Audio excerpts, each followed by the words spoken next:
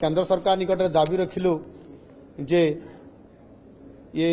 भुवनेश्वर अंचल को एक कैपिटल रीजन रिंग रोड मध्य आमको दि जाऊ जो कि भुवनेश्वर एक्सपांशन हम बृहत भुवनेश्वर भितर smart city IT park data centre ये भली अनेक प्रोजेक्ट को जिते आम आग को सामना को सेमी कंडक्टर ये प्रोजेक्ट को नेबापी जिते चाहूँ भितर आम जिते आमर Bhubaneswar capital region ring road कथा दाबी करथुलु ताहा मध्य केंद्र सरकार गत किछि दिन पूर्व कैबिनेट अप्रूवाल दे सारी एणु ये जो आज ये सहर जो बनिब से आपंकर एथिरे जो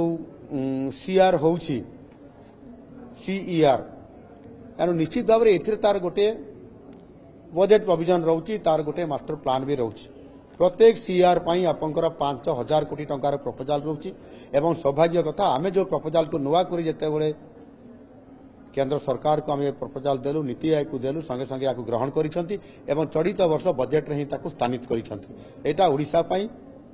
सबठारु ऐतिहासिक मुहूर्त आ खबर मध्य निश्चित हेबा पई जाउची।